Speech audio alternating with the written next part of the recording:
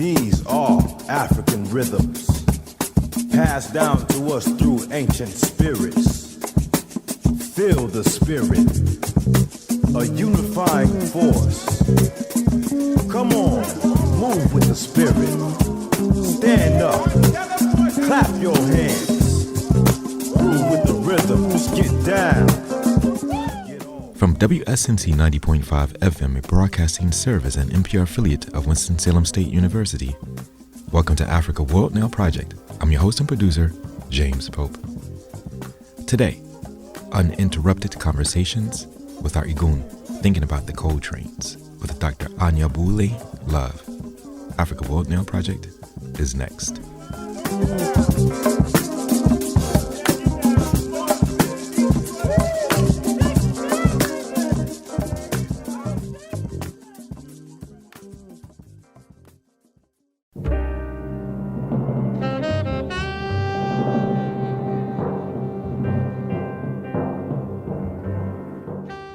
I will do all I can to be worthy of thee, O Lord.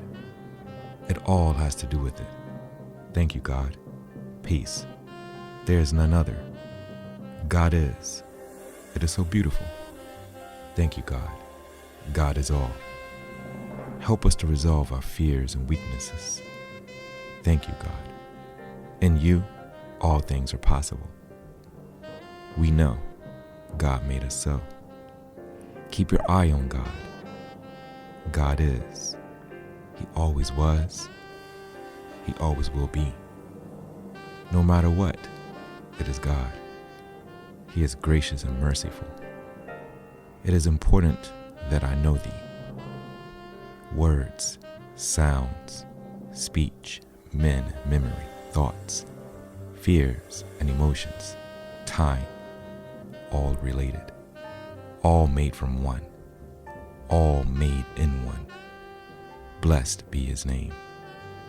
Thought waves, heat waves, all vibrations, all paths lead to God. Thank you, God. John Coltrane, December 1964.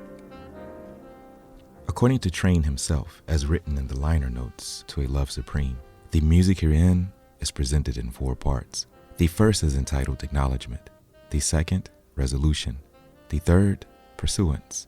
And the fourth and last part is a musical narration of the theme, A Love Supreme, which is written in context. It is entitled Psalm. It is also this psalm, this meditation, part of which I read at the outset, that Coltrane will place on a stand and play as he performed. Producing and reproducing what he said is the musical narration of the theme, Love Supreme. Alice Coltrane, a multi-instrumental genius and enlightened spiritual leader, is not just Coltrane's wife. She started her journey before meeting Coltrane, and because of this, set her path to cultivate rhythms that can heal the world just as Coltrane discovered he can do. It could be surmised that her presence in John Coltrane's life was divine. It was guided by universal law, a law that states everything is in rhythm, everything is in constant motion, everything is vibrational.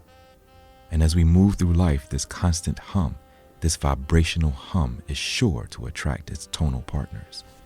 In the November 1967 issue of Ebony, in an article titled Requiem for Trane, Archie Shepp suggests that Trane was a bridge, the most accomplished and comprehensive of the so-called post-bop musicians to make an extension into what is called the avant-garde.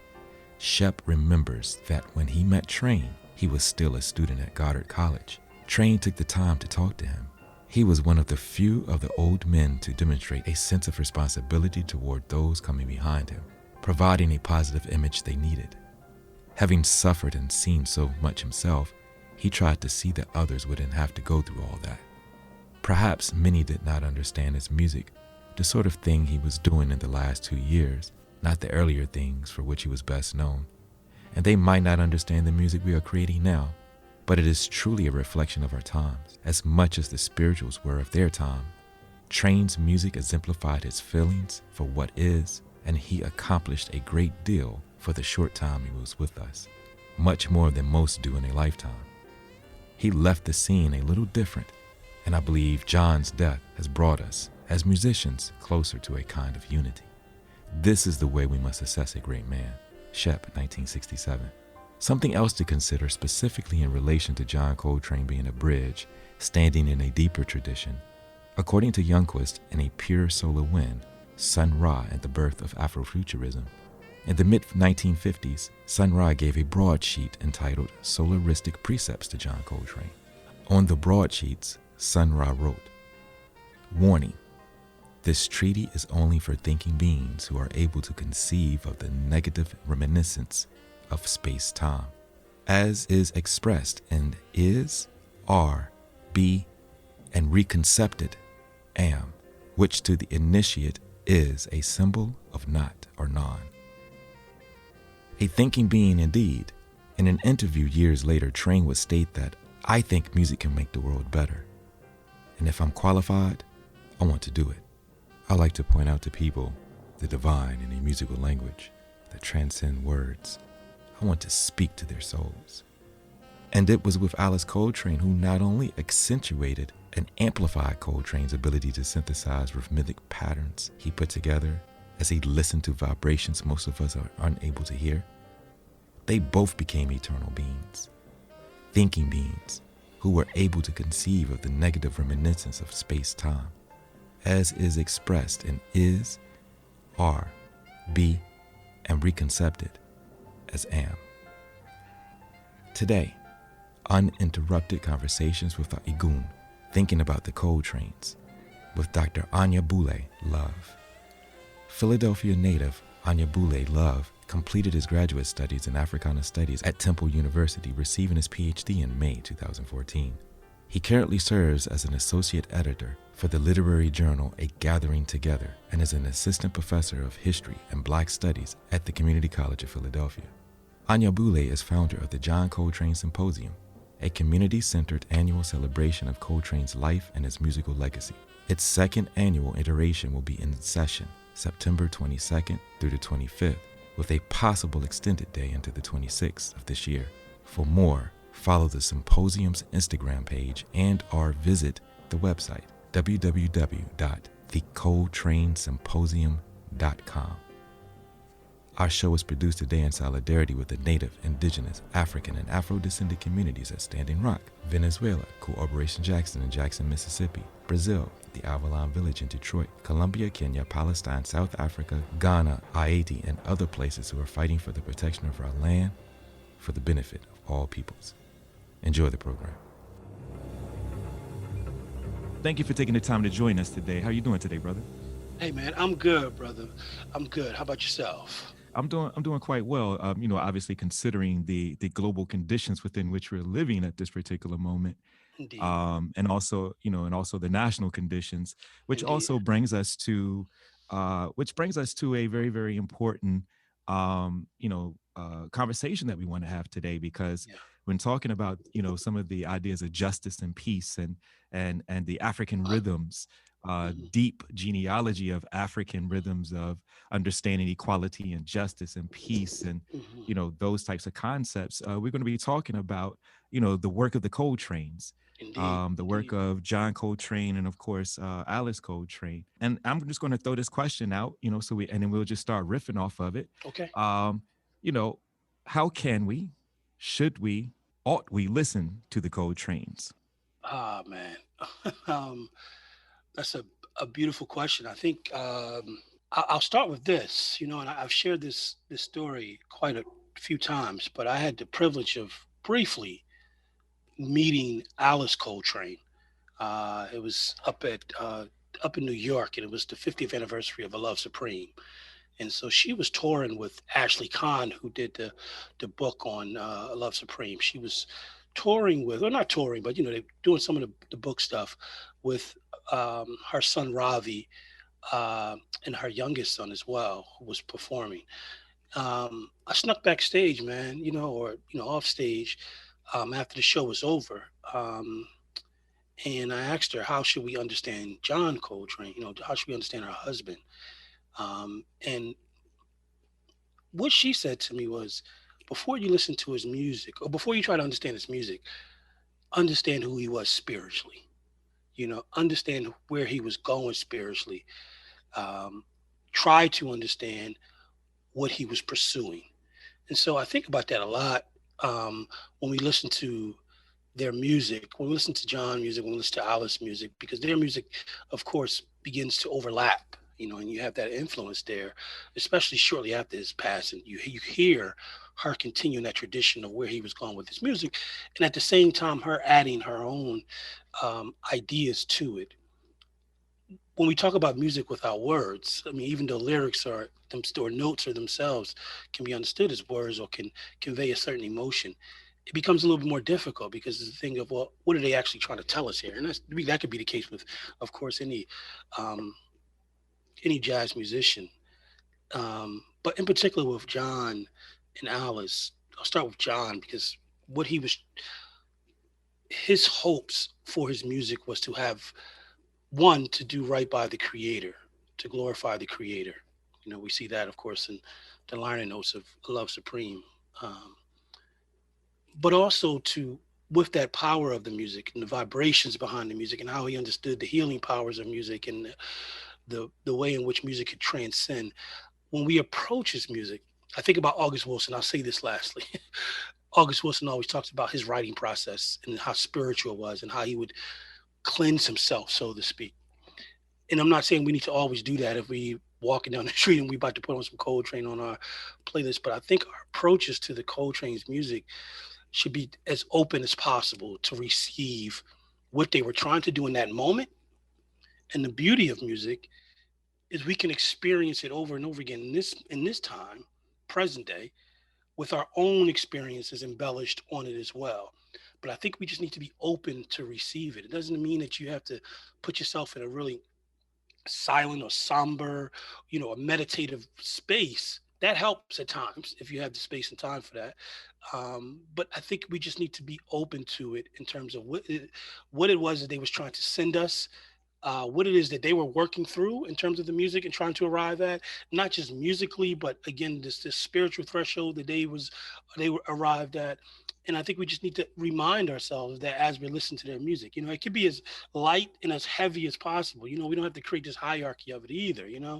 Um, but I do think when we think about Randy Weston and the studies that he did with the musicians in Northern Africa and understanding each musical note or musical sounds had colors to it, and you only play certain songs for certain occasions. Some were so sacred you had to be initiated to even play the music.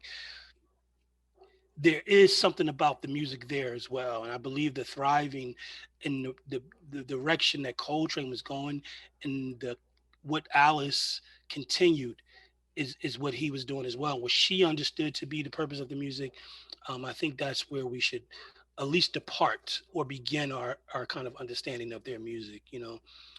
Which then allows us to enjoy it without necessarily being musicians or ethnomusical or anything that we just place ourselves in a position to feel this thing. Yeah, absolutely. And honestly, I mean, this is a great segue because in order to understand if she, of course, Alice Coltrane is saying to understand, John Coltrane's listen to spirituality, but let's look at Alice Coltrane Hmm. herself. Let's look at Hmm. Alice Coltrane Yeah, and her influence, yeah, particularly on Coltrane, because yeah. she came in at a particular moment Very in particular the moment. at Hmm. that. Could you talk a little bit about that? Yeah, I mean, her. It's. I'm glad to have this because I've been doing a lot more reading and understanding of Alice and Naima, his first wife. And their roles and influence in Coltrane's philosophy in life. And when we look at Alice, Coltrane meets Alice or sees her perform, maybe a year or two before they actually meet. Of course, she's playing piano, I believe organist as well, and then of course harp. We know her as more so later on, but who she was already rooted in coming out in her music. Now we have to consider the times, of course. You're talking about a woman playing a male dominated space, and intimidating band leaders. Right? I mean, there's these conversations of the one, the one band leader she played with, he was notorious for putting people out of the band and basically if they played better than him or overshadowed him. So there's that. For Coltrane, the seriously took the music to see her and know what she's just musically creating. He needs that. You know what I mean? He needs to be tapped into that. But also where she's going in her life philosophically and spiritually, I think he begins to understand that as well. I'm of the opinion their initial relationship, of course, is sparked musically. For two musicians, I think is always going to be that relationship of the music, where he arrives at through one of the things that I'm always encouraged by is um, the space that they allow for Coltrane to have to because of the challenges he had in terms of his Christian upbringing, right? And so you have this whole thing of sacred music and secular music. And it's not that he was being necessarily pulled back into it, because one of the things that he had was the blessings of his own mother. She was okay with it. You didn't have, for a man whose grandfather pushed college. Coltrane doesn't go to college. His mom's okay with that. She pays for some of his first music classes here when he gets to Philadelphia. Um, but the space that was provided for him to grow even spiritually, and to make sense of the role of Christianity in his life, the what many have begun to discuss even more so, the role of Islam in his life, right? And then Eastern philosophies and his movement towards that. Of clearly, when we look at Alice, when she, as we understand, for the remainder of her life, right? Her commitment within the Buddhist community, and her commitment in terms of that being her spiritual path.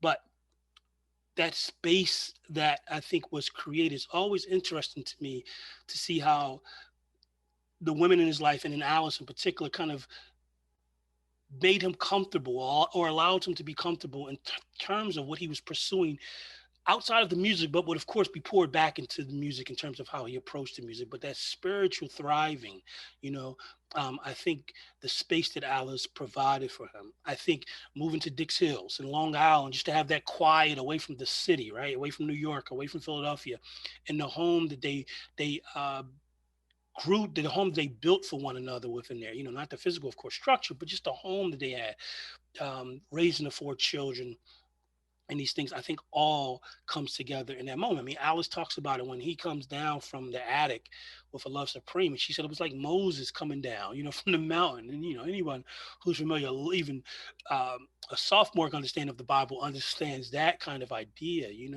But interesting enough, he also has that kind of epiphany in 57 when he's with Naima, right? Because he says this in the album in the year of 1957. That's when he was in a relationship with Naima, right, his first wife, when he understands to some degree, this is going to become the path that I'm going to take in terms of myself spiritually, philosophically, and of course in terms of his music production. And the interesting thing here is of course is this principle of women, right? Mm-hmm. The idea of Alice Coltrane and Naima accelerating, Yeah. John Coltrane, which also relates directly to the nurturing that his mother did for his spiritual Yeah. connection as well. Could Yeah. you talk a little bit more about that Yeah. principle? Because what I'm seeing here too, when we're thinking about space in a number of interviews, but in particular in one of the interviews that Alice Coltrane gave, and towards the end, the interviewer asked her, "What would Coltrane be doing right now?" She said, Wow. "Practicing." Yeah. Right? Yeah. So that meditation. So Mm-hmm. when you mentioned space, you mentioned the influences of being up his upbringing of Christianity, a specific form of Black Christianity, I guess you Yeah. should Yeah. say. Let's be very The clear, church, right? the, The the AME, right? church, Yeah. Yeah. Yeah. yeah, Yeah. and that Yes. becomes important. And this space, but also the idea, of course, he's moving into the elements of music, the vibrations of Yeah. pulling in African Yeah. inflections, Yeah. Eastern inflections as well. Could you Mm-hmm. talk a little bit about the Yeah. acceleration Yeah. of that particular space? Yeah, man. I'm glad you're asking these questions, brother. Um, I had to reel myself in. Let me just say this first. Right? My dissertation was on John Coltrane and the key Congo cosmology, right? And I was trying to use that as a methodology to kind of suggest, how do we really write about Black musicians in particular? And I use John Coltrane as an exemplar. There were so many moments where I wanted to kind of break the contract with the Academy and really just push this thing far out. Um, One of the things that I'm always interested in And it was, I forget the author's name now, but someone wrote a book and they looked at kind of like this metaphysical approach to John Coltrane, so there was a lot of emphasis on when he was born, of course, with the autumn equinox and these things, and it got me to thinking along those lines. And so when I got to my dissertation, it was like this fight I had to do, because there's one things I wanted to suggest, but within the academic space, you can't put that in there if you can't quantify it or whatever. But one of the things that I'm always considering is, first of all, he passes away at 40 years old, but from 57 to 64 is 7 years, and I always think about that moment, because from 57, when he breaks the habit, I'm 3 blocks away from the house where he breaks this habit. I want to be clear. Well, the drug addiction was less of the thing, as opposed to just all of the weight that he had on him. If we look at a drug addiction as a reflection of some type of a mental illness, right? I mean, we put it in its proper place, then that addiction is a reflective of some other things that you got going on. That addiction kind of pushed those things down. Okay. So when we look at that 57 and 64 being 7 years, and, anyone raised in the 90s understand the significance of number, so this whole 7 in terms of completion, right? And so I look at that when we look at the number 3. So from 64 to 67 is 3 years, right? He records Love Supreme was released in 64, and then 3 years later he passes away in 67, July of 67. And so there's so much of that in there. And so I think his life, not that it was predestined in that sense, because I don't want to go to that extreme, and I don't want to disrespect the parts of his life that just don't speak to that. But when we think about John Coltrane and that spiritual thrive, and that this was a man, excuse the colloquial, on a mission. I think he knew in 57 again what he was put here to do. I think he fully understood it. It didn't mean that crystallized in terms of what he was going to do. And that's such a great question that the person asked Alice, what will he be doing now? And I'm sure they want to know, like, what would his music sound like? And Alice is like, no, because I think that's who he was. And someone explained to one time, it didn't mean John practiced 12 hours when we said he practiced 12 hours when he was on the horns. No, he was doing all the things to make himself a better musician. And so when we talk about his spiritual thriving, it was trying to understand how to make the most of his music. When we look at some of the things that he said, he wants his music to get to the point where someone is sick, they listen to it, he's healed. When someone needs money, they listen to his music and they're able to take care of themselves. I mean, to understand your music that way, there's a great quote by Rashid Ali, and he talks about Coltrane. He says sometimes we will be performing towards the end of his life, of course, when Rashid Ali is performing with him. And this is at a point where you have to really be locked in with Coltrane to appreciate, especially his live performances, because clearly the critics had dismissed him at this point. In order to understand Coltrane's music as well, you got to go back to Sunrise too. In terms of like, because critics dismissed Sunrise after a while. And then when you talk about who picked up the mantle, well, Coltrane basically appoints Albert Ehler, you know what I mean? So, and who critics also dismiss is just making noise. But I say this to say, they had transcended what the West was going to say their music was about. They understood their music to be the significance of their music beyond the catalog, beyond the genre, beyond the contracts, and even the performances or the studio, I would say, to be something that the creator had given them. When we think about the role of, let's just say, we can generalize and say the role of art within an African context, there is no art for art's sake. And so imagine what it means to figure out what the function of this art that you've been blessed to produce, this music, this only non-tangible form of art, right? You can't see the notes. I mean, you clearly can hear it, but you can't touch it. You can't do nothing, but it's impacting you. To understand that function, I think for Coltrane just pushed him even more, but also he had that spiritual foundation from, both his grandfathers are reverends, of course, Reverend Blair is the most recognized one, but his father's father, his paternal side, also a reverend. So he had this on both sides. The thing he has with Reverend Blair is when we listen to Coltrane talk about, he says, look, Reverend Blair was the political cat in the family. He doesn't even say the spiritual or the religious. He said, because who his grandfather was, right? And who his grandfather made known. I mean, this is a man who goes to jail for defending someone else in North Carolina, and then is released. He takes his family and says, you know what, enough with y'all for now. We're going to go to Florida. Then he comes back. He's appointed back to the church. Coltrane had that foundation, and then he gets it from his mother. When all those folk in his family passed away, between 12 and 13 years old, him and his mother and his aunt and his cousin Mary are the last around, and the two of them move up north, and then Coltrane, or the three of them move, and then Coltrane follows later. But he still had his mother there. He also had the Black community.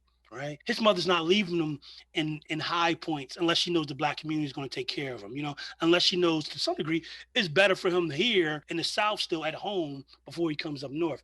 When he comes up north, his mother's still going. She finds another AME congregation. She's still going to church. He's going with her at times. He's trying to make his own way in the world. Of course, he goes into the Navy and all of these other things. We could talk about all the biography, but at the core of it, he still has that hallelujah within him, right? But that hallelujah means much more than just the pews. It's because when we listen to, again, if we say that watershed moment is a Love Supreme, but we can go back probably a little bit before that and say, okay, you're doing some interesting things here right before this, his stint with Monk, his training with Monk allowing him to, Monk gives you a couple, then he steps to the side, and then he lets Trane stretch that stuff out. All of that culminates into what we understood to be Coltrane towards the end of his life. And it all is because of that spiritual understanding and that spiritual thriving. There's this one great picture. Mary Barack, of course, after he starts Bart, he has that famous concert that's released on Impulse, and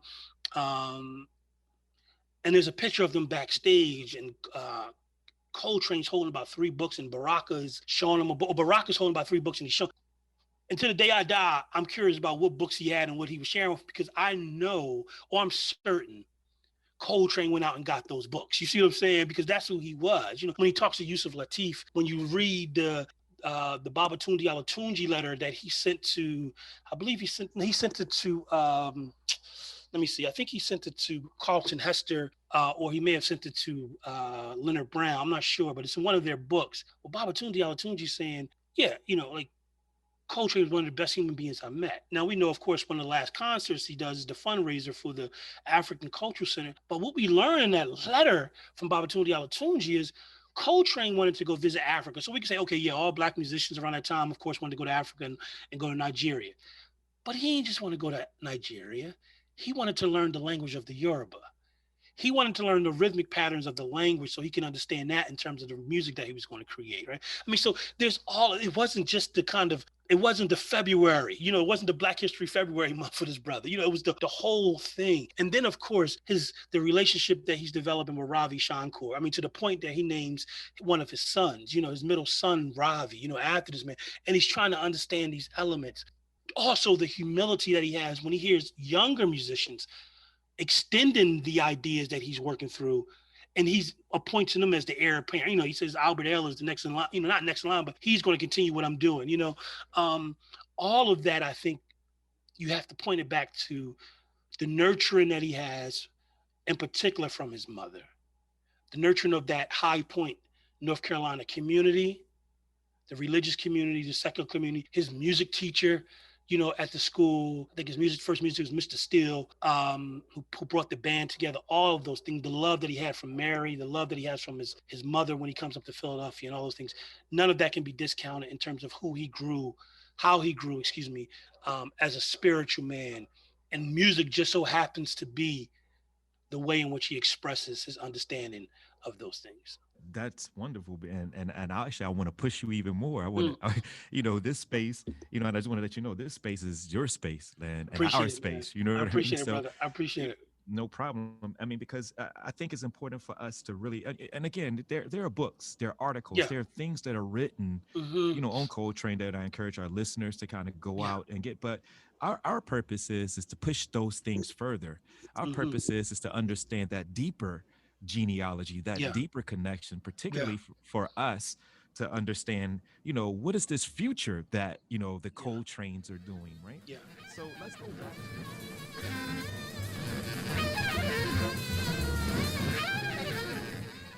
We are listening to uninterrupted conversations with our eégún, thinking about the Coltranes, with Dr. Anyabwile Love. Philadelphia native Anyabwile Love completed his graduate studies in Africana Studies at Temple University, receiving his PhD in May 2014. He currently serves as an associate editor for the literary journal A Gathering Together and is an assistant professor of history and Black studies at the Community College of Philadelphia. Anyabwile is founder of the John Coltrane Symposium, a community-centered annual celebration of Coltrane's life and his musical legacy. Its second annual iteration will be in session September 22nd through the 25th, with a possible extended day into the 26th of this year. For more, follow the symposium's Instagram page and/or visit the website www.thecoltranesymposium.com. Our show is produced today in solidarity with the Native, Indigenous, African, and Afro-descended communities at Standing Rock, Venezuela, Cooperation Jackson in Jackson, Mississippi, Brazil, the Avalon Village in Detroit, Colombia, Kenya, Palestine, South Africa, Ghana, Haiti, and other places who are fighting for the protection of our land for the benefit of all peoples. Continue to enjoy the program.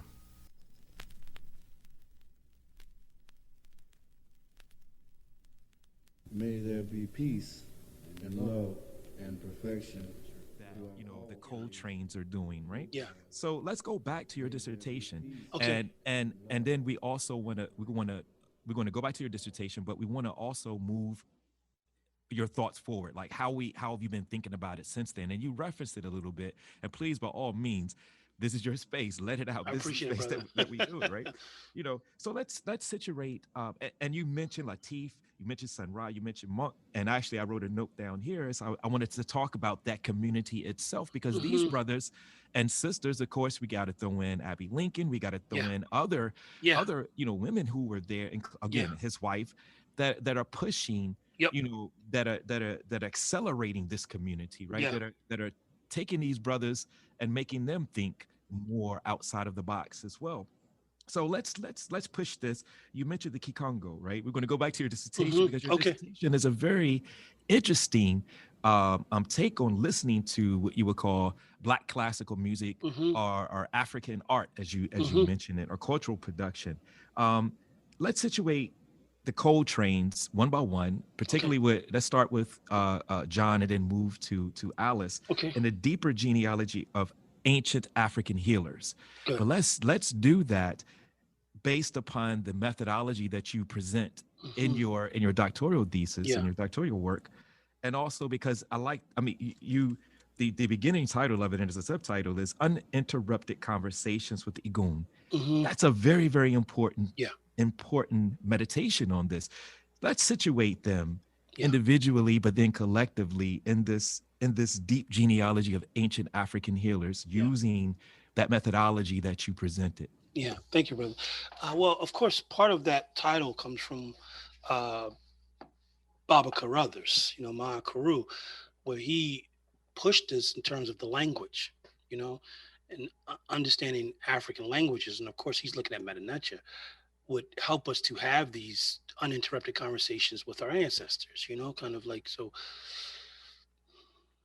interpretation is one thing, context and analysis is something else. And the translation, is part of that process, and will help us, much like Fukuyama talks about as well, that language. And Arma as well, of course, Arma is always pushing and saying, hey, we need to get these languages together. And so when we consider the cosmology of the Kikongo, and of course, we can't talk about this without mentioning Fukuyama, right?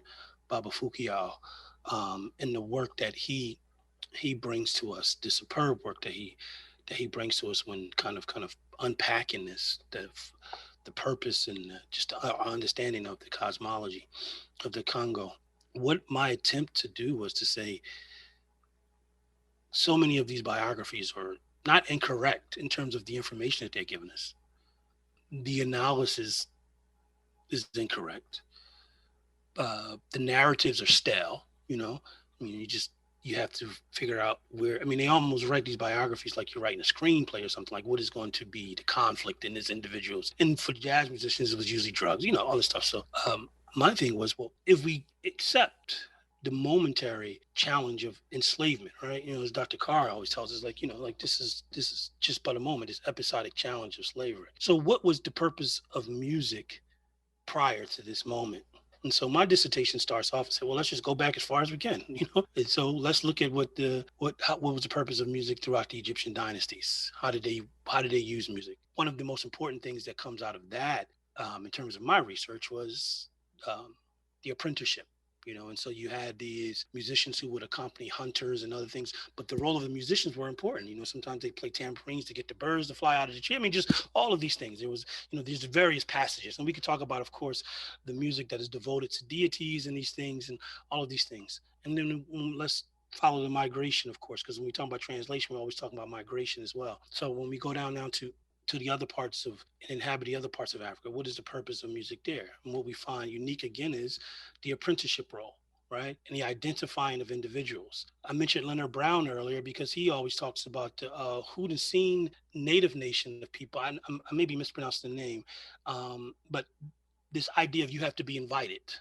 And so Leonard Brown in his edited text on Coltrane and his spirituality in the Black community, he says there were many people who were, you know, qualified musicians, but only the ones who were identified by the other musicians that would continue in a certain direction were invited in to get kind of that higher level. So let's go back to the what I was trying to approach in my dissertation. I used the Congo cosmology, considering all of these things. I used the Congo cosmology to say, okay, what did family look like to the Congo? How do we understand it? Clearly, we can talk about the four moments of the sun, right? Our rise, you know, our birth, our rise, our decline, and then kind of our transition. We can talk about the Kalunga line that separates us in the vertical and the horizontal lines. Those are enough within itself to tease this idea of how should we approach it. Unpacking it more is like, what are the things that are absent from so much of our understanding of Black musicians that was not unique to African communities, but just was a matter of fact, but was also of value and importance. One of the things we see, of course, is the immediate and the extended families. Okay. And then how those roles inform who these musicians were. Well, when we look at African music, we understand the purpose that is served within. I mean, there was no secular sacred. This is all sacred music. Some of it's more sacred than others, not to create a hierarchy, but some things are not played all the time, but anytime it's played, it's still sacred, you know? We also probably should talk about the dancers to some degree, because it was the dancers who was also, you know, who are musicians within themselves to some degree, who are telling the musicians, hey, how to speed up when it's slow. I mean, you know, the dancers, the musicians are responding to the musicians. So all of that comes into the space. When we look at the Kikongo cosmology, though, and we begin to look at the Vunda and these other aspects, the Bunti, the family, the mother, the extended mother, the father, and all of these things, who are these individuals and who were their ancestors, and how does that inform who this individual is going to be that becomes a musician? Because it is not the iconic or savant child that we get in the biographies, right? I mean, in my biography, I kind of laid out this trope, right? It's this kind of this child is born under abnormal circumstances. A lot of my reflection was thinking about the Ray Charles's autobiography, as opposed to the film that I enjoyed, but it's like, okay, that's when it kind of sparked me even more. Like, these things are always the same. I went back to when I was younger, you know, my teenage years watching Five Heartbeats, and it's kind of all the same thing. But we have to take care when we're talking about the Black musicians and how we view them, right? So what I started considering, so within this kind of this trope, it was the child born under abnormal circumstances. We can talk about that within the hero trope as well. There's no understanding of how they get this instrument or how they get this skill. It just happens. You know, they just kind of fooling around, and, you know, 3 days later, they just kind of do this thing, and maybe they have one prolific white teacher who comes and donates, you know, these things.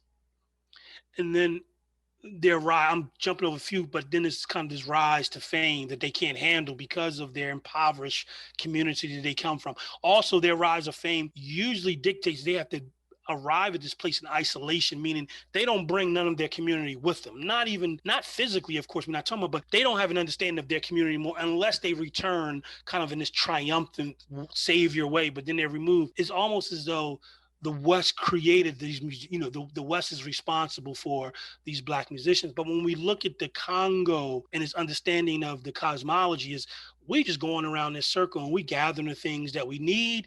We discard them for this moment, but the discarding of them in that moment does not mean that they're completely eliminated. No, someone else is going to come around and need it for that moment. And that's when we begin to understand, of course, improvisation, or as Fukuyama and Dr. Carr talks about, adaptation or migration, adaptation, and improvisation. And when we look at the Congo cosmology, that is what we're doing. When we look at Black musicians who, to Leonard Brown's point, have been initiated or have been invited, they have an understanding of their role and responsibility, to the Black community. And so by using the Congo's cosmology, it helped me to understand it. Now, I'll say, I wasn't successful, like most folk are not successful in making the point of the dissertation. My point was to leave the breadcrumbs, to say, hey, for most of us, I think there's another way we can think around this thing. My first thought was, hey, just write another biography on Coltrane and get this dissertation done.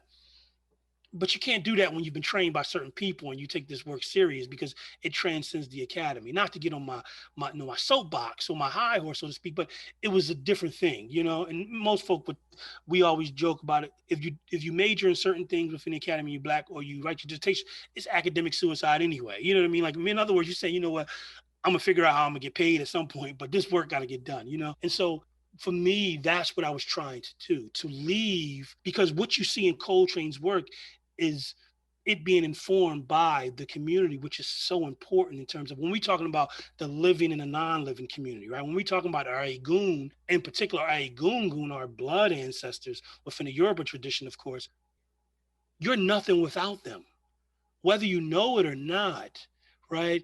What you become is, we could say, to some degree of your own, but the community, especially the living community, is responsible for that development. All the love that is poured into you.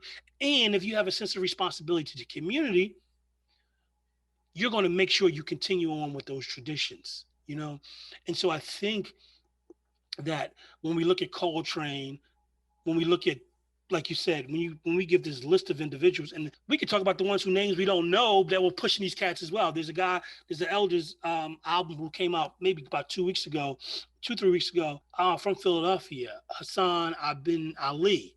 And every time I talked about Coltrane to these old heads in Philadelphia, they would mention his brother's name, Hassan Ibn Ali. Odin Pope, saxophone player in Philadelphia in particular, talks about it. And the last concert I went to pre-COVID, was to go see Odin Pope at this small little place up in Germantown here in Philadelphia. And part of his performance, he talks about his relationship with Hassan Ibn Ali in C.O. Simpkins' book, one of the most important books on Coltrane, that came out in 75, 76. Dr. Simpkins, who himself and his father, probably, we need to write biographies about these cats too, especially his father and mother. These were the folk who knew they was Black and down in Shreveport, pushing back against the Klan, and this is who Simpkins. But when Simpkins come along, right, this is a brother who's an undergrad, and his girlfriend at the time says, "You always seem relaxed when you listen to Coltrane. You need to write about him." He puts off med school. He's already accepted to med school. He puts it off to write this biography on Coltrane. In that biography, whose name is mentioned? Hassan Ibn Ali. And my point is what? This is another person who keeps the tradition. Now, there's one recording of him with Max Roach. He's a piano player. But everybody who came through Philly, lived in Philly, trained with this brother. Some say what Coltrane developed in terms of giant steps, these sheets of sound, as it was dubbed by the critics, comes from his relationship with Ali.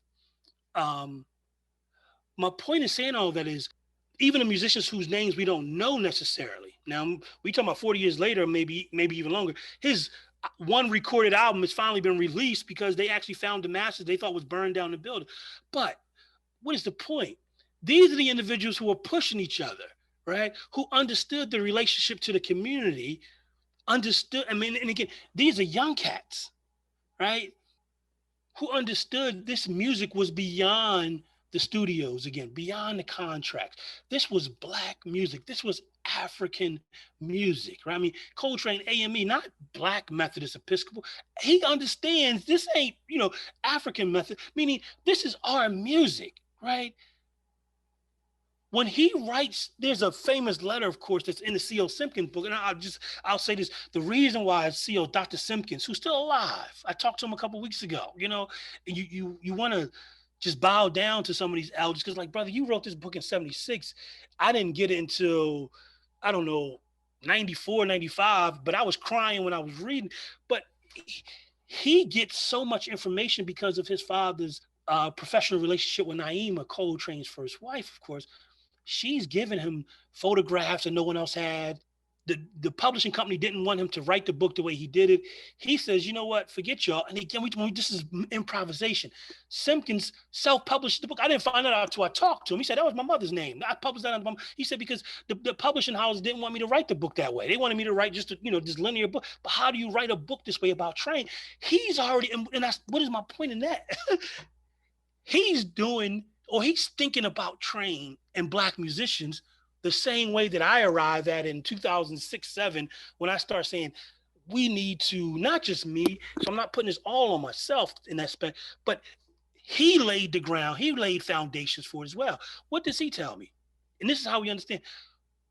We got to do this, and whether we get recognition from the West or not. He said, listen, the publishing house didn't want to do it. I decided to do it my way. But when Pharoah Sanders, Toni Morrison, and I don't want to misquote him, but he said one other person's name in particular told me they loved the book. The book was right. Or he might have said right on or something to that effect. He said, that's all I needed. In other words, what? When we go back to the Congo cosmology, who should give us that validation that whether we're doing the thing right? Our community, right? And we're talking about the extended community in this case. But this is a young brother, undergrad, so maybe what, 23, 24, comes to Philadelphia, talks to Naima, travels around to get these people.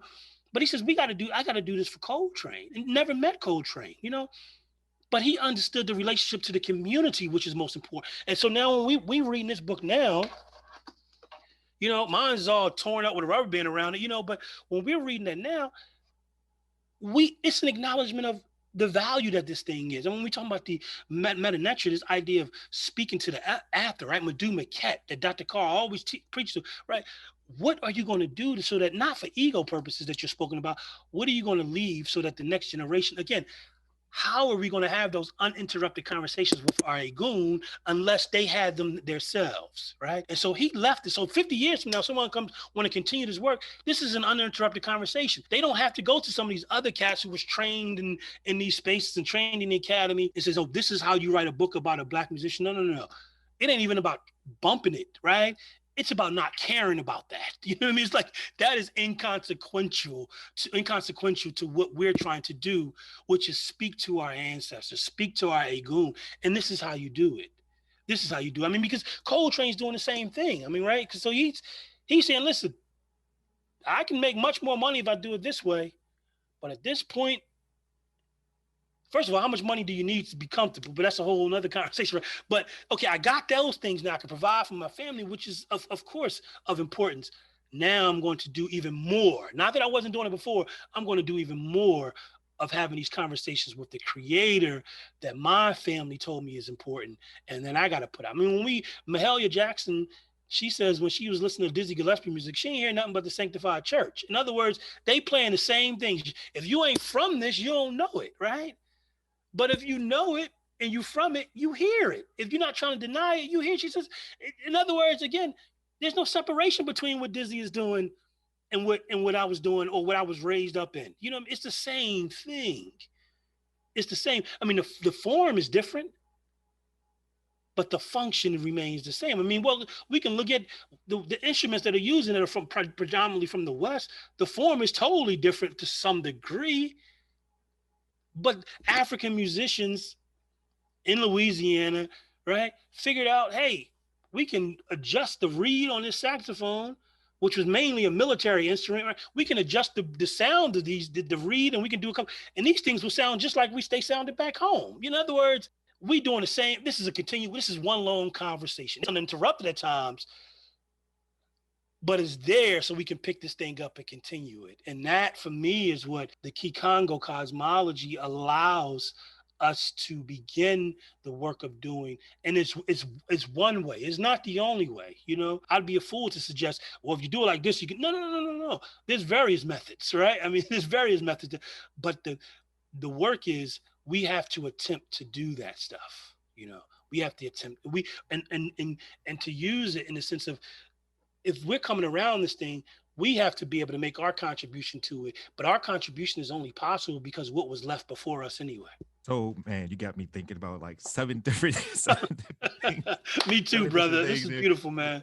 So I'm thinking here, let's go back to what you were saying about the folk and the people that are around that we don't hear about. Because when you mentioned Hassan bin Ali, I was also thinking about Deuce Muhammad Ali, who is influencing Garvey, who's influencing, you know, these non-traditional forms of spirituality that comes out of Chicago and Detroit and, you know, these particular places. But I'm also very interested because you're raising this point, and I see what I'm seeing here. You're mentioning this language because, again, we talk about Akwe Irma. We talk about the importance of being able to speak and evolve our languages and learning many ways to speak. Because, again, this is being able to talk to the ancestral realm, because there's always a communication. Yeah, there's a symbiotic relationship indeed between the world seen and unseen. And this is where we have folk like Coltrane and Alice Coltrane and Archie Shepp. We have these artists indeed. that we, you know, most people put them into this category of being like, I guess, you know, this idea of free jazz. They put them into this category, but they're in a long tradition of Africanness. That's it. Right. So the language becomes important. Talk a little bit about, when we talk about the folk like Hassan bin Ali and you know, these folk who are actually influencing, you know, these great awakenings, so to speak. Which also is going to get to a particular point that we probably have a part two of, like how much awake are we? But we could save that. But let's, you know, this language. Talk a little bit about this language, because what we probably are looking at here, if we look at this methodology, we'll be able to see clearly what Coltrane was doing was trying to just basically organize these rhythms, these vibrations that he's hearing, right? You know, because a lot of folk, we hear these things, we hear certain vibrations and certain rhythms, and there are certain musicians who are basically able to move them into but that's a form of language. Right. When we talk about the mystic systems, or we talk about the high level thinking of ancient Africa, like you said, you had to be trained in certain instances to do that. Could you talk a little bit about, like, I mean, kind of expand upon that notion of the, you know, I don't think it's a secret aspect to it. It's like just people are just listening differently. Man, I think you have clearly one's ability to capture those vibrations and to put them into notes and to understand that it comes from training, you know, hours and hours, years and years of training. One, there's a technical aspect clearly. I heard someone say today, I was watching an interview of doing some early research on something that I'm working on.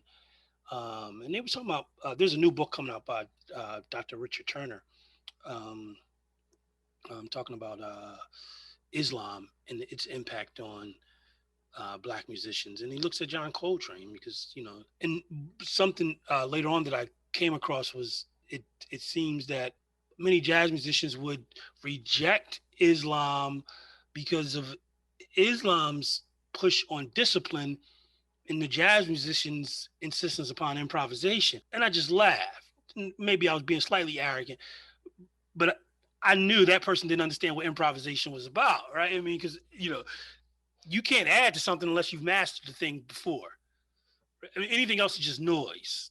You know, kids, we can say the improv. No, it's just noise. It's beautiful, baby. Okay, yeah, keep hitting that drum or whatever. There's no mastery behind that. Improvisation is probably one of the highest levels of discipline when it comes to music. Now, I'm not a musician, so there's musicians who be like, no, brother, the discipline comes from getting up at 8 o'clock in the morning and opening up that case and practicing. Yeah.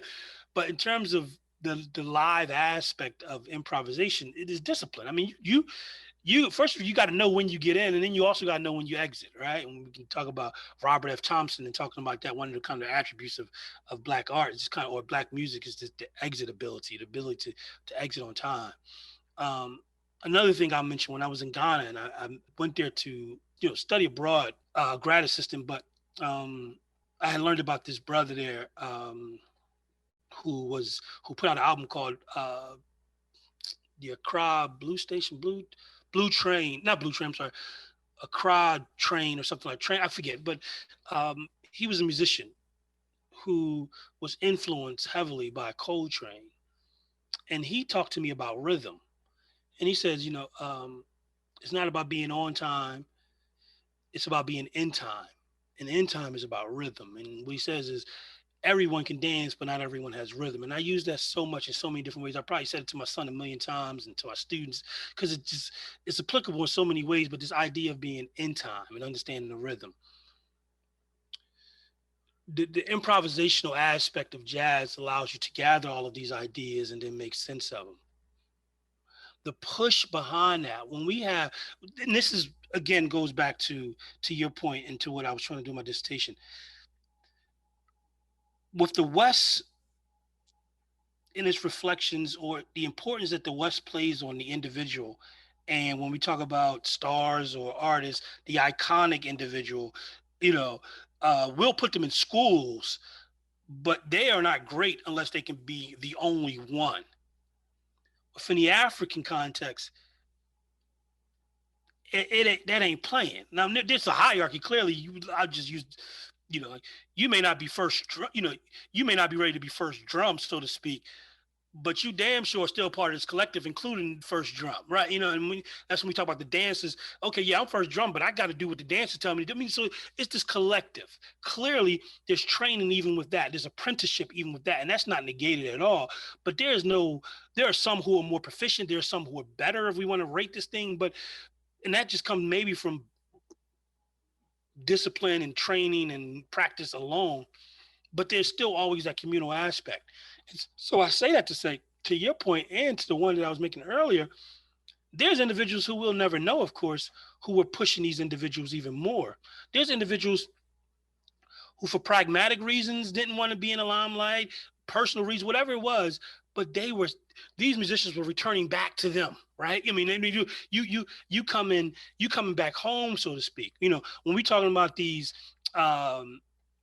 after hours spot where these guys are kind of, just shedding, just this is the training space. I mean, clearly it ain't all going to happen in that classroom. The real classroom is when you go home and you sit with this thing and you work through it, and then you come back and so you have something to contribute. We could talk about Coltrane's first, some of the earliest times we talk about when performing with Parker. You ain't quite there. Yeah, I hear something, but you ain't quite, come back, and Coltrane pushing himself to, and not only in that, but to find his own sound. And he said, basically, when I got Bird off of me, I was able to find my own sound.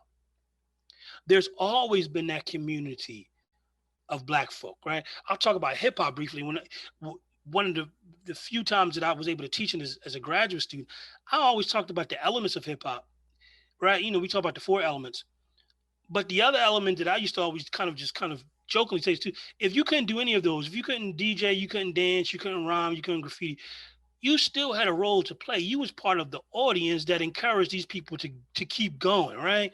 Especially in terms of live performance and all these other things. Everybody had a role to play. And if you had an understanding and a sense of responsibility to the community, you wanted to push it even more. Now, the other part of that is the community got to be able to move with you as you stretch this thing out as well. The community has to be comfortable with you pushing it. We could talk about the Black church as well, right? The folk who say, no, I ain't never going to play that devil's music. But anytime you want to come back, in other words, what? We all know the Black musicians, for the most part,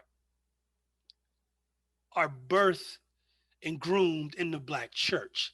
And it may not be you were actually going to church, but somebody in your family started you off on some instrument that came out of the Black church as well. Or you may have picked it up at school. I don't know if they still even have musical classes at school and public schools anymore. But when you went back home, the person who was also going to train you because you couldn't afford lessons was going to be somebody out of the black church. It might not even been on your instrument. They was going to train you on the piano, the organ, or something. Maybe the drums, you know, of course, right? But it is that community of learned folk. It is that community of musicians who are pushing these individuals to do more, who are pushing Coltrane, who, if done right, these acclaimed musicians, so to speak, have a sense of relationship to this community, to these individuals who are not known. And so when we talk about how, I mean, Odin Pope is still talking about Ali to this day. One, because of the personal relationship they had, but also because he knows what his contribution was. And again, when we talk about the Congo cosmology, it helps us to understand why that is so important. It is one thing to say, hey, the Black community family is value. Well, okay, yeah. But how do we understand the value that we have for these folks? Because it's one thing to say, okay, deference to you because you're family, right? Yeah, it's another thing to understand the value that I am nothing without you, and I am everything because of what you poured into this space that I can benefit from, and I can learn from, and I can grow from. And that's in every aspect of it. Yes. You know, so when we talk about it musically, but we can talk about it within the culinary arts. When we talk about the Ewe people and their understanding of the artists within the community, within the Ewe community, the artists were basically therapists. Right. I mean, these are the people who are going to heal the nation. Right. And we hear about that now, art therapy. But the Elway was saying, no, we don't have a word for that. This is who you are. Your apprenticeship, your apprenticeship and appointment helps this community stay sane.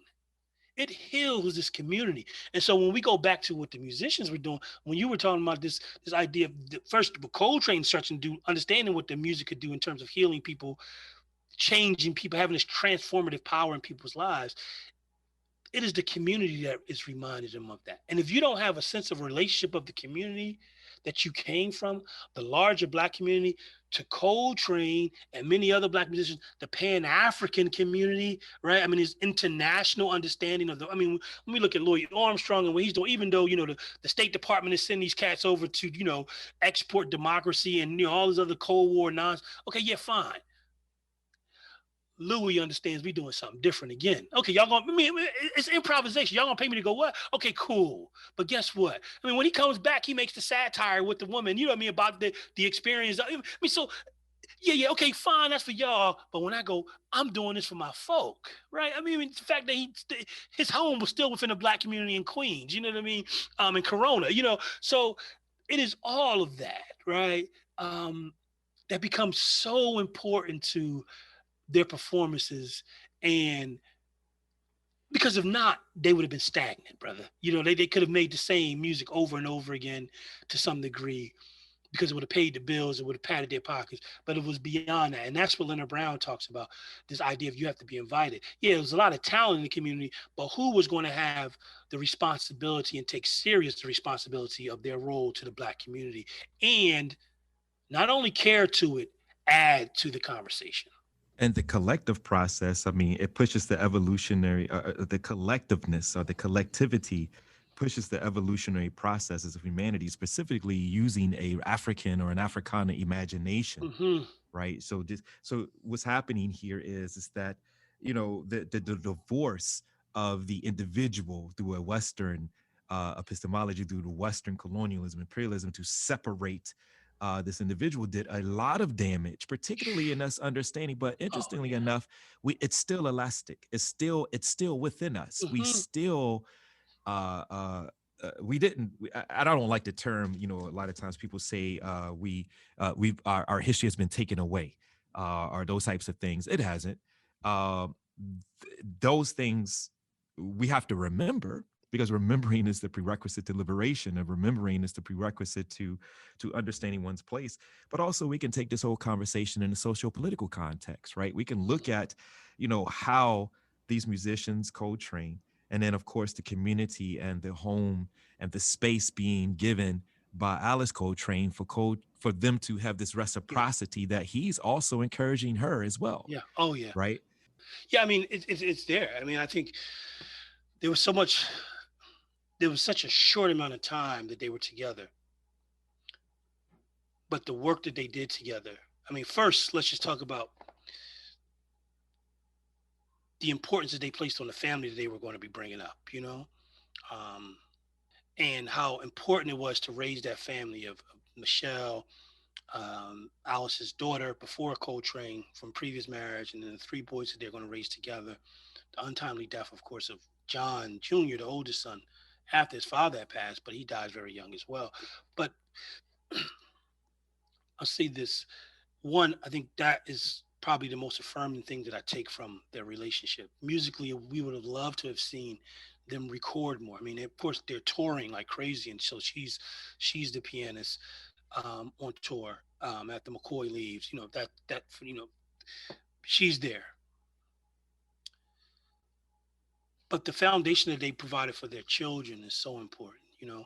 Um, even today with Ravi, keeping that legacy alive, not just in terms of musically, but philosophically as well. You know what I mean? Just like the the respect that the respect for the philosophy of his mother and father, and the way that he leads the estate, the way that he leads, that he takes charge of who they were, so that their names are not misappropriated, their images are not misappropriated. I mean, this is serious stuff we're talking about here. I mean, so what was given to him, Ravi in particular, and all of the children, but Ravi in particular, because he's the one that's the most out in the public space.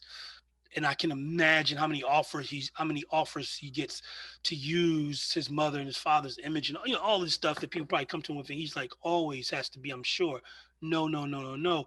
But because of how he was raised and the respect that his mother raised him to have for their father. But musically, when you bring these two individuals together, I mean, again, any a relationship that is built on something like that, but then they have the commonality of the art that they're producing as well, right? I mean, again, Coltrane sees Alice performing, he sees something in her, and then she eventually sees, and they're blown away by what they see and the possibilities of the other musically. And then of course they have this romantic love that comes out of this thing as well. I've seen one, to have seen more for myself, live performances of them, and how in the exchange. I say this not to be superficial as well, but I used to always think, can you imagine? And it seems silly now, I guess, as I've grown too, but I used to always think, you have the love that exists between them, the love that they have for the music, the love that they have for the Black community. But Alice is still playing Naima on tour because that's one of Coltrane's most popular songs, right? She's still performing that song. I'm not getting into this whole petty and, palace intrigue and that stuff, but it transcends even that ego that we may have to say, hey, anything but that. Or I'm going to play off on that one. You know what I mean? Or I ain't going to, because we all know we have that ability for our ego to take the place of us, our spirit, you know what I mean? But it hit me one day. I mean, I was young. I want to be real clear. I want to put it right. I was younger when I was thinking about these things, but I'm reminded of it in this moment, just because in our lesser selves, we could be that person, and it always reminded me of, though, and this was not to create like this romantic or romanticize their relationship, because the older you get as well, you understand, ain't no relationship perfect. It has its challenges, but the love and the respect and the trust and all the other stuff is there. The friendship is there. But they pushed each other. They created a space in which they could grow. You know what I mean? It is, again, Alice is a master musician as well. She doesn't play the back because Coltrane doesn't need her to be in the shadows of who he is. He needs her sound to be central. Right? You see what I'm saying? When he's moving, when he's moving forward, McCoy says, I just didn't know what he was doing anymore. That was no disrespect to Trane. He said, where you was going, I wasn't going there yet. But later on, we see McCoy picking up those same things as well. I mean, him and Alvin are coming in. I mean, he makes the one album, I forget the name of it now, I don't know why, I can't figure out. I just listened to it a couple of days ago. But where there's a picture of the king in Kumasi, and they're sitting there with all the, the guard. It's there, not just because of Trane, but he wasn't rejecting Trane, but as a musician as well, he had to make his space. I mean, he comes with Trane when he's 16, 17 years old. I mean, I can only imagine what that training is like. But back to Alice. When Alice comes in, she understands what Trane is doing, right? Because let's be clear. I love you, but if you ain't doing what I need you to do musically, baby, like I'll meet you back at home, or I'll meet you on tour, or you can open up for me, or I can open up for you, but you ain't gonna be in this quartet that I'm trying to do some amazing things with right now. So it wasn't just, oh, you my wife, come on. No. She was able to understand what he was doing, and again, add to that conversation. So I when I talk about Coltrane, John more now, I'm always reminded to not push Alice to the side, or to even to give her not give her the space to be responsible. When I talk about her in terms of the space that she had for herself, she was a musician before Trane, but to not make her in the shadows of Trane even when they're performing together, because he didn't see her like that. And so if the respect is there, it's not that whenever we talk about John we need to talk about Alice, no. But when we do, we can't see her as an aside no more than we can see Elvin as an aside, Rashid Ali as an aside, any of these. In terms of the music they was creating, it was all equally important, because it's almost as though Coltrane is this chef. When we see the chefs that cook with the tweezers, because every little thing has, this is what he's doing when he's putting his band together. I was talking to, and I'm sure he wouldn't mind me sharing this, I was talking to Bill Cole earlier today, who wrote a book on Coltrane as well. Bill Cole's a musician as well, but he wrote a book on Trane in 76, I think, 76, 77. It came out after the first two. And he was talking about some of the bass players, because we started talking about Jimmy Garrison. I was like, man, somebody needs to write more and more on Jimmy Garrison, because, there's not a lot written about him when we talk about it, but he was the last of the original quartet with Trane. But I'm talking about those pragmatic things. Coltrane actually won it, and no slight to Jimmy Garrison. It was a couple other musicians that Coltrane wanted, but one was like, man, I ain't trying to tour with you the way you be touring. You know what I mean? The other one was like, my wife's about to, my lady's about to have a baby. I can't go with you. And so it just kind of, my point is, even then, the selection process that he had, this wasn't exclusive to him, of course, but the process that he had was important. So the inclusion of Alice in his quartet, or in his band at this point, because his band, of course, is expanded beyond a quartet, it's not just because of his relationship with her. It's because of her contribution to the music that he was trying to create within his band. And what's interesting about this is that if we look at the influences, and particularly on Alice's work itself, very, very spiritual, very, very vibrational, very, very harmonic, right? Mhm. And then we also look at Coltrane as again, when we go back to, we open up this conversation, they met at a very interesting time, Yeah. short period of time, but they met at that very interesting point in time that basically he's already moved. So she basically, let's go ahead and spitball here. We can say that she actually moved him to the future. Oh, She accelerated his future. Right. She accelerated him to move into these particular spaces. Listen, man, you might have to edit some of this out, but I'll share my personal views on this. And this is no disrespect to anyone, and this is only my view in terms of how I see it. I believe his relationship with Alice, because of where he was musically, he couldn't be with Naima anymore. And I want to be real clear. I'm no disrespect. I'm old enough now to understand the nuances of love and marriage, right? Where he needed to go musically, it had to be with Alice, of course. She just, if we lived in a different society, he could have moved forward, in a different way. I'll just say that. But she pushed him forward, he has all of this other stuff as well.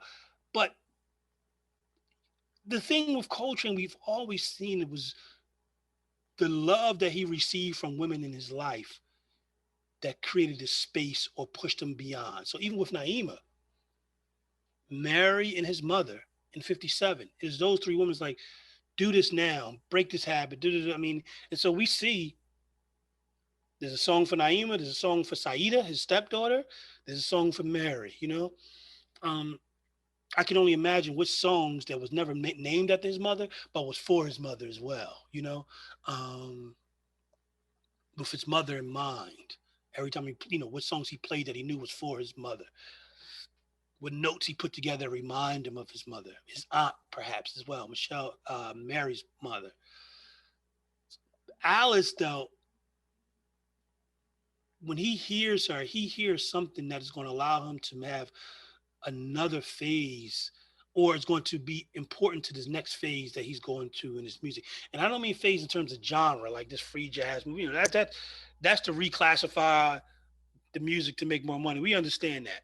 The musicians, matter of fact, musicians rejected even jazz. When we read that Coltrane letter to Don DeMichael, Coltrane tells him jazz and what other words y'all got, y'all can have all of that. You know what I mean? I mean, I think for your listeners, please go read that Don DeMichael letter. And if you need me to, I'll send you a copy. You can put it on the website at some point.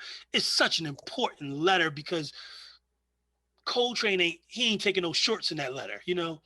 But with Alice, I believe, and I will be the first to say it, I need to do so much more research on Alice Coltrane and that relationship because it's one-sided for me. I have an abundance of understanding of learning that I've done with Coltrane, John, and not as much with Alice, and that is entirely up my own fault and no one else's. But what I do understand is that Alice, and man, you hate to make this thing like something mystical in a certain way.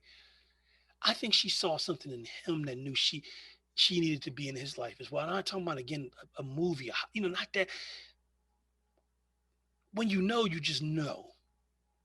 So the fact that even after his death, that short amount of time that they're together, mind you, she's still making sure people don't play with her husband's name, play around with his image.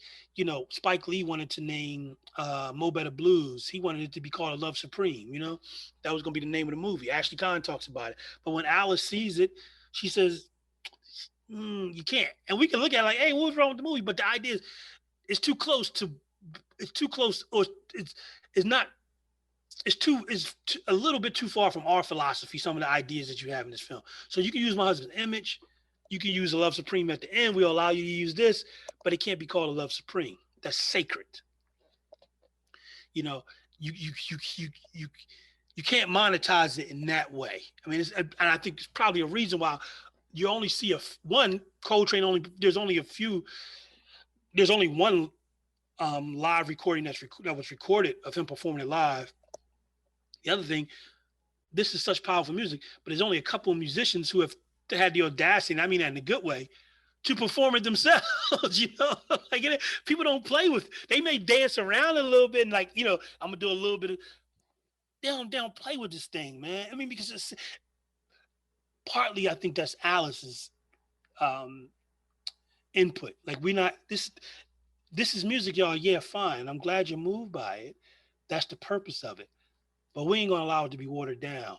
And the point is missed of what this music is about, what this recording is about. I mean, I used to always ask my students, how do you tell the creator thank you without words? I mean, that's what Coltrane does on that song. I mean, you can't play with that. You know, I mean, the point that when you understand one of the suites is the poem that he wrote. You know what I mean? God is, God always will be.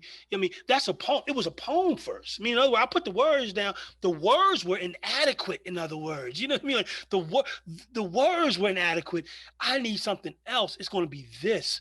But he also breaks the fourth wall on that song, and he says it, right? I mean, there's some, of course, who says he's saying Allah Supreme. You know what I mean? But as we understand it, he breaks that fourth wall and says, I'm going to put the saxophone down, and you're going to hear me. And when I say you, the creator, you're gonna hear. If these notes ain't clear, if these vibrations ain't clear, I'm gonna say A Love Supreme, right? And then of course, again, with Rashid Ali said, sometimes he would just scream into the microphone, right? He said, you know, it was a rock concert.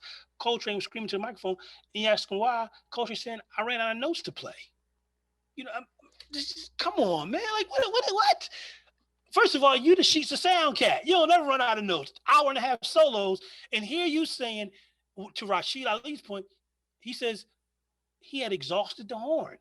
I can't but I'm going to bang on my chest, and I'm going to bang this tambourine because the sounds are more important. The vibrations behind these sounds are more important than the actual form that it comes out of, right? I mean, but you know, the voice is an instrument as well, right? I mean, the heart, we could say the first instrument, but the voice is an instrument as well. So that's Alice understood this is who he was. She's seeing this stuff at the end of it, towards the end of his life.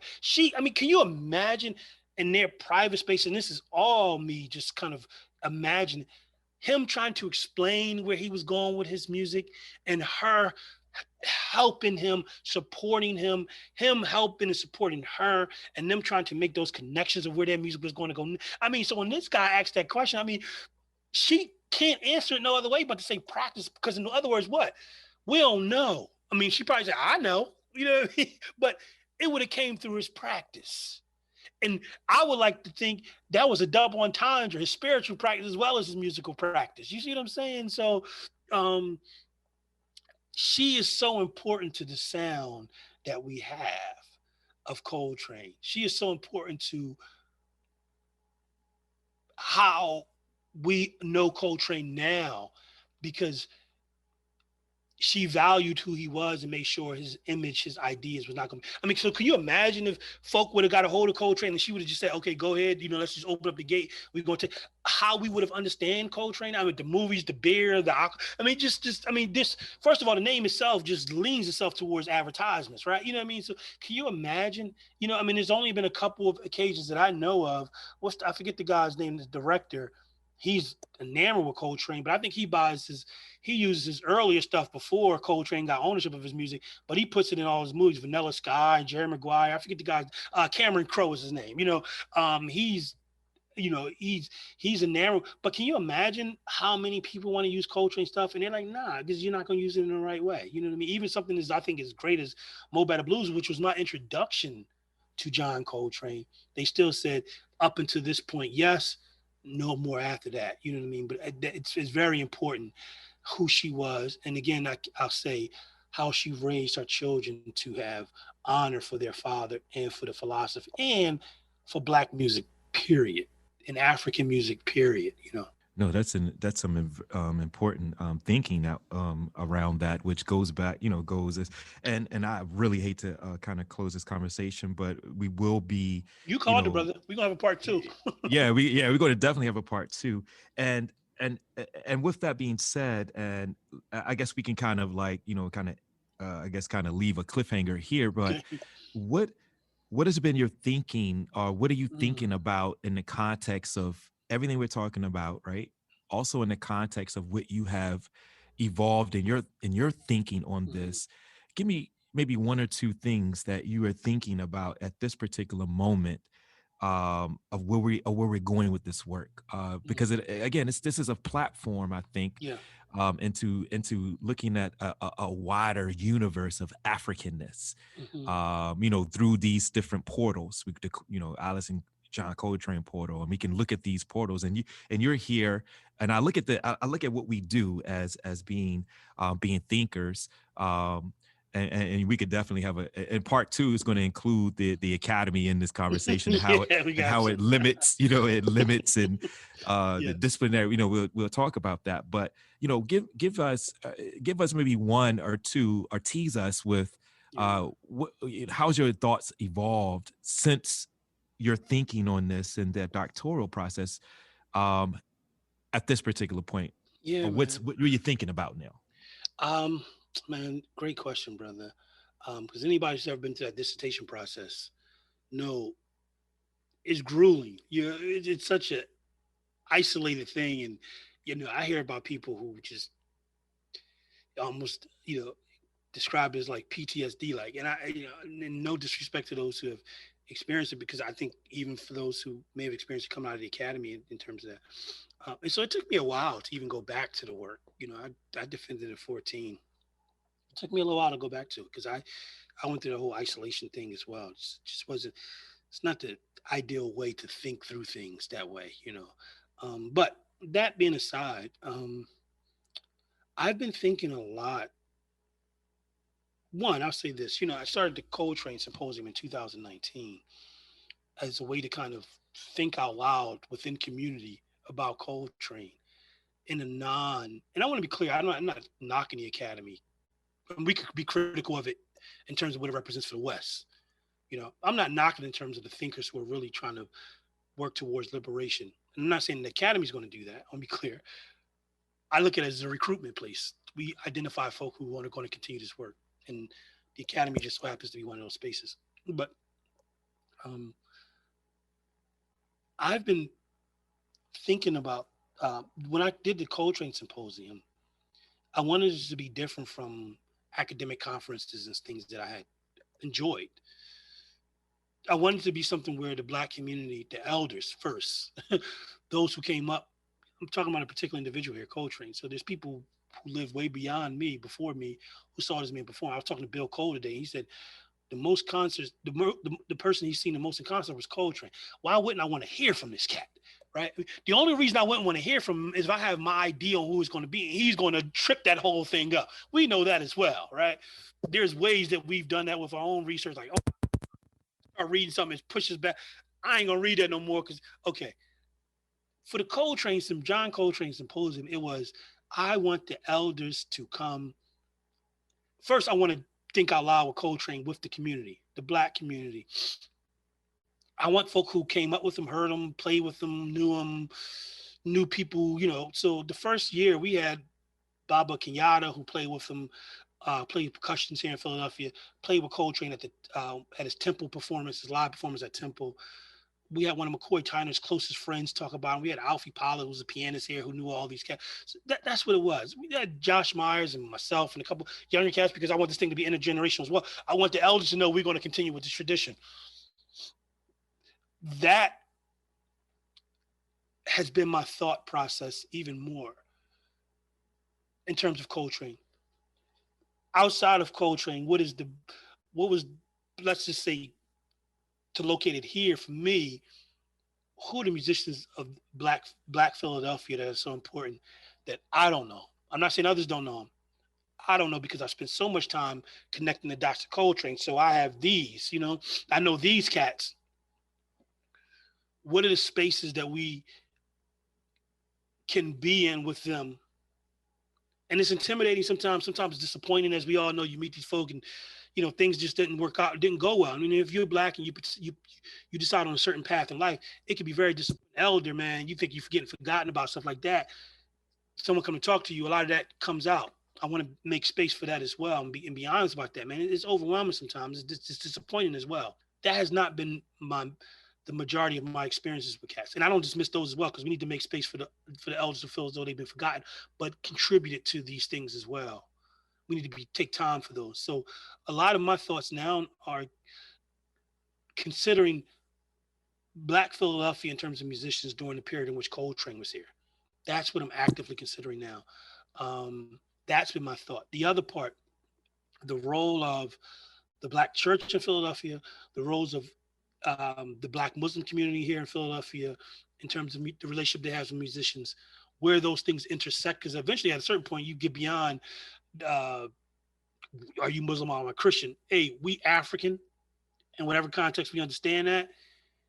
And when you look at what so many musicians were doing, trying to connect back to those African roots, not just in identity, not just in clothing, but really trying to understand that music and and the artists the musicians who had an ear or were beginning to pivot towards the liberation struggles as well. Because we know you're talking about 57 and 4, you know, I mean, all of these things, we see it in the song titles. I talk about that in my dissertation, like, hey, I don't need to say it emphatically, just read the song title. I mean, you know, just, in other words, when Coltrane, he has the song Alabama, of course, comes right off the heels of the 16th Street bombing, but it's not just about the 16th Street bombing, you know?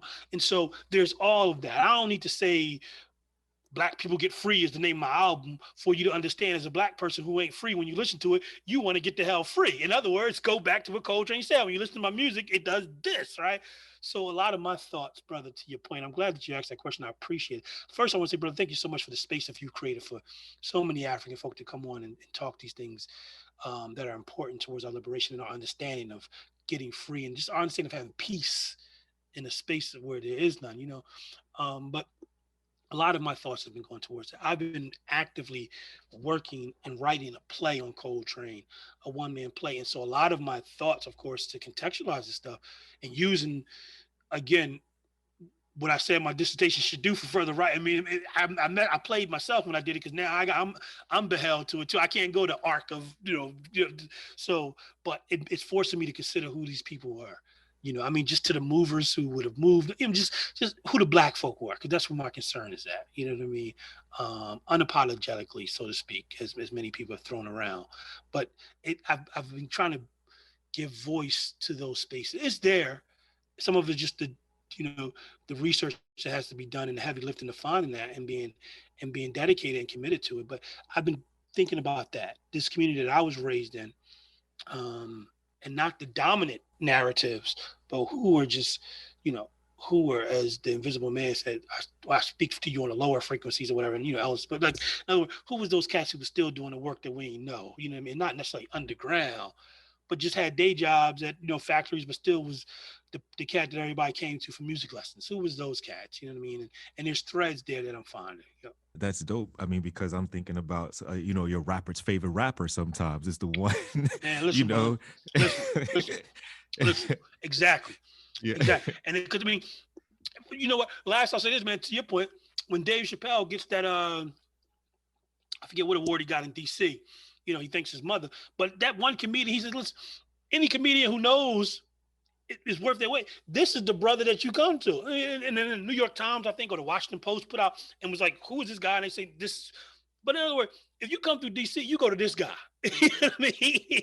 He's the one that everybody knows. You know what I mean? Or even, Michael Jackson, when he goes to James Brown's funeral, he says, no, James Brown know me. In other words, we know James Brown, and we know Michael Jackson trying to emulate. But for Michael Jackson to say, no, this is where it starts. And James Brown would have said probably the guy he was in the fifth grade with is the one, you know what I mean? In other words, your favorite rapper's rapper. You know what I mean? The one who had kids too young, so had to get a job and couldn't go on tour with you, but you thankful he really ain't in the spot with you because he'd blow it up. You see what I'm saying? Right. No, I mean, and thank you for, obviously coming into this space that I built. I'm trying to make this space exactly what you're doing with the Coltrane Symposium, which I could publicly say now is that we'll definitely be able to, kind of collaborate. There's more things that I'm sitting here thinking that we definitely will be able to collaborate more. Which is, again, goes back to this collective process, right? Yeah. So we're trying to be great collectively in our spaces, right? Indeed. And to build them to come together. Brother, thank you so much again. We're going to definitely listen to this, and hopefully our listeners grab a lot of this because there was so many different. I'm sorry, different strands. No, it's a lot, And this is the start, and then we'll move forward to another conversation. But again, thank you so much for spending the time with us today. Thank you, brother. I appreciate it. I truly do.